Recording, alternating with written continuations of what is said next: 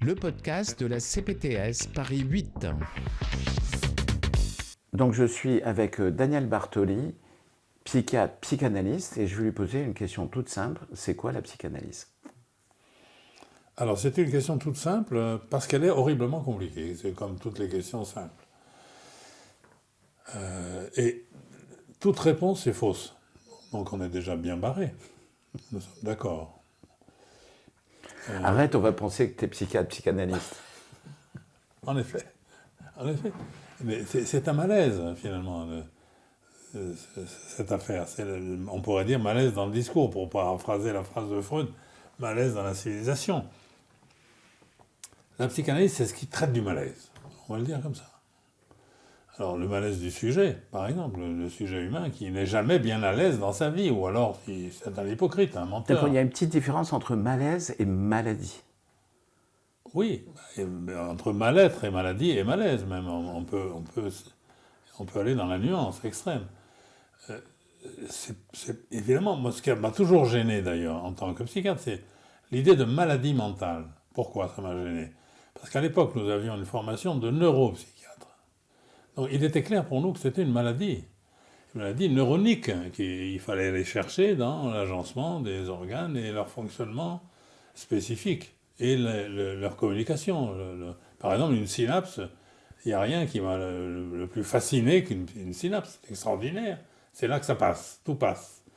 Alors on dit c'est un courant électrique, je veux bien, mais c'est un courant qui pense, qui charrie des mots, qui charrie des concepts, qui charrie du monde. C'est un monde.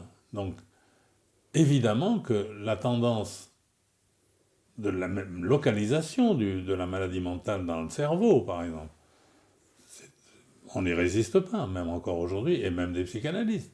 Sauf que ça n'a aucun rapport avec la psychanalyse. Ça a un rapport avec la médecine.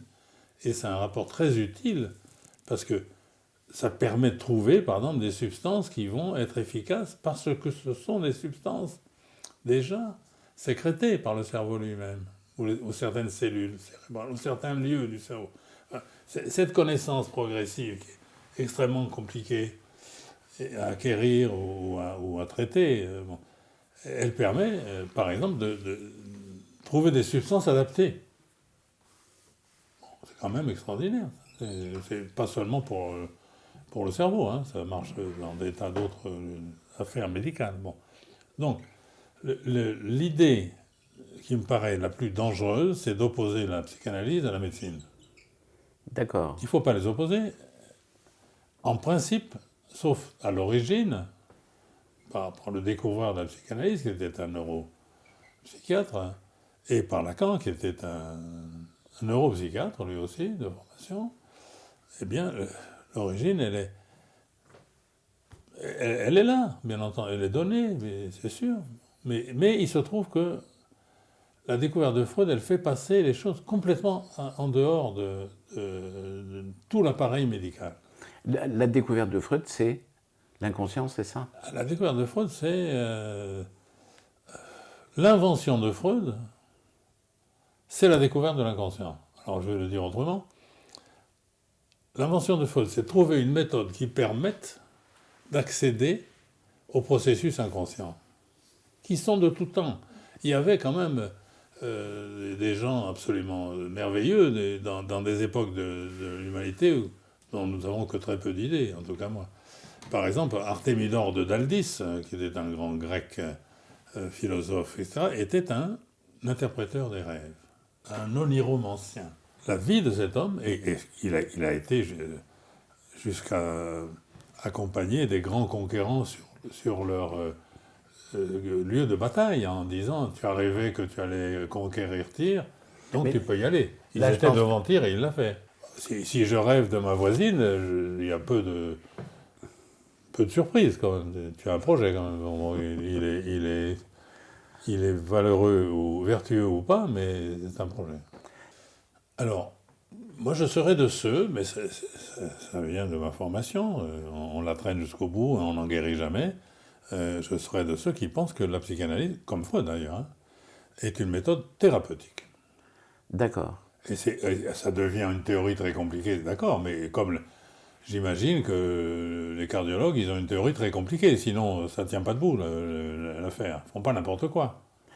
Est-ce que, maintenant, pour le grand public, est-ce que la psychothérapie, c'est la même chose que la psychanalyse ou non?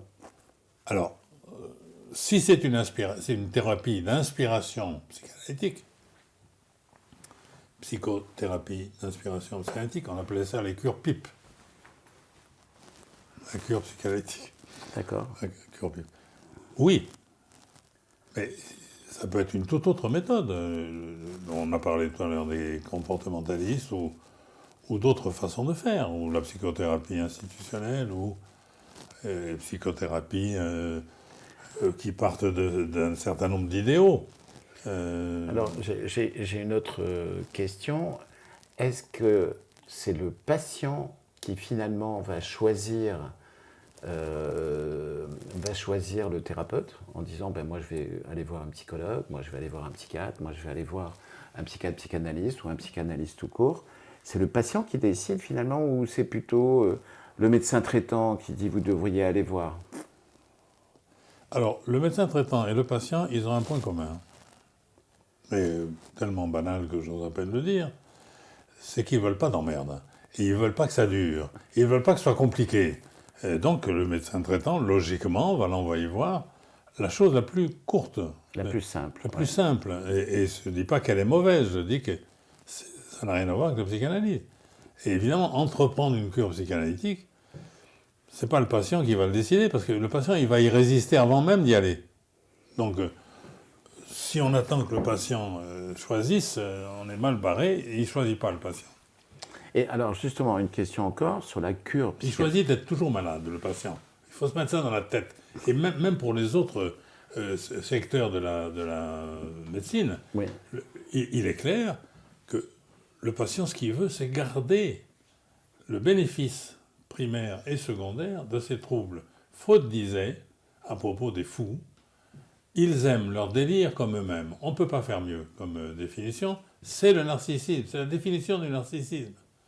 Évidemment, si j'aime une chose comme moi-même, je vais tout faire pour la conserver en l'état. Donc je ne vais pas aller voir un analyste ou un thérapeute, même d'une autre méthode, qui va me casser mon jouet. Je comprends. Et donc, finalement, c'est une démarche, en fait, du patient qui va être amené à aller voir le psychanalyste. Après, quand on entreprend une cure psychanalytique, on sait pour combien de temps on en a? Non. Du tout. Ça peut durer une session Non. à X sessions. Il y a un contrat qui est passé entre le patient non. et le psychanalyste? Non. Ça se passe comment, en fait? Alors, le début de la question. Entreprendre une cure psychanalytique, ça va prendre combien de temps? Dans le début de ta question, il y avait l'idée que c'est une démarche du patient. Oui. Alors oui, forcément, parce qu'il l'a fait, et non. Parce que le patient, il ne veut pas guérir. Il faut se mettre ça dans la tête une fois pour toutes. Si jamais on emploie des mots aussi énormes que la guérison. Il ne veut pas. Il veut rester dans le même état. Alors pourquoi il va voir le psychanalyste? Parce que ça ne va pas. Cet état-là est un état d'équilibre instable et qui produit des symptômes. Il va le voir parce qu'il a des symptômes. Parce qu'il ne dort pas. Par exemple, le non-insomniaque, ce n'est pas celui qui dort toute sa nuit. Il fait sa nuit, comme on dit des bébés. Non, non. Le non-insomniaque, c'est quand il se réveille la nuit, il fait autre chose. Il lit, par exemple. Et puis il s'endort avec son bouquin qui tombe par terre. Tout va bien. Lui, c'est pas un insomniaque. C'est un type qui s'est réveillé pour des raisons X ou Y.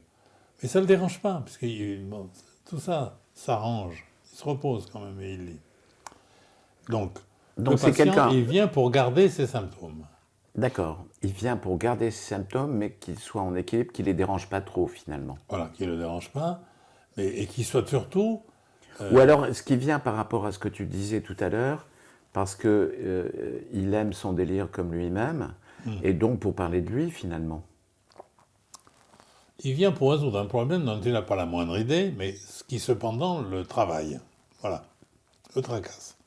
Le tracasse dans les tréfonds de lui-même, dont il n'a pas la moindre idée. c'est pas un plongeur sous-marin qui va chercher le... Mets ton habit scaphandrier, descends dans le cœur de ma blonde, etc.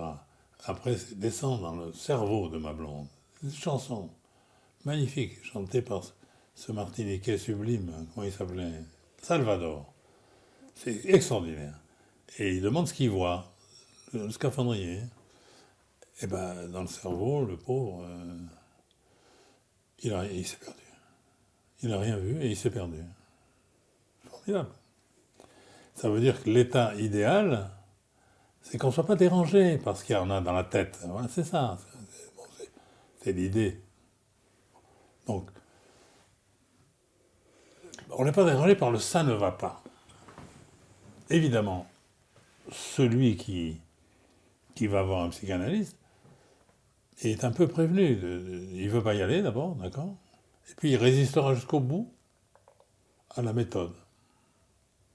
Et c'est une fois dépassé la période des plus grandes résistances, il va avoir accès à ce discours inconscient qui le détermine.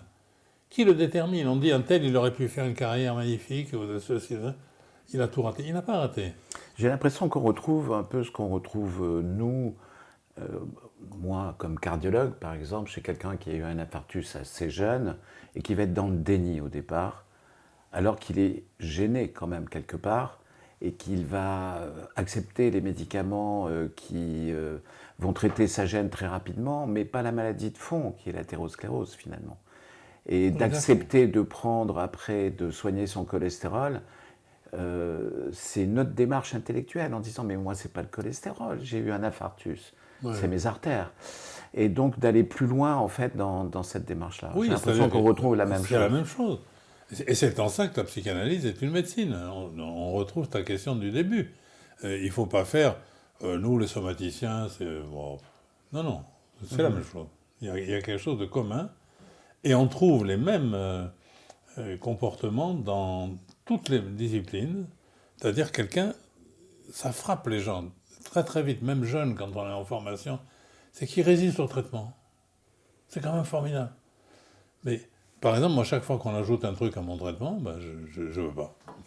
Bon, alors évidemment, je m'y rends parce que j'arrive à comprendre assez rapidement, mais sinon, je suis contre, je ne veux pas.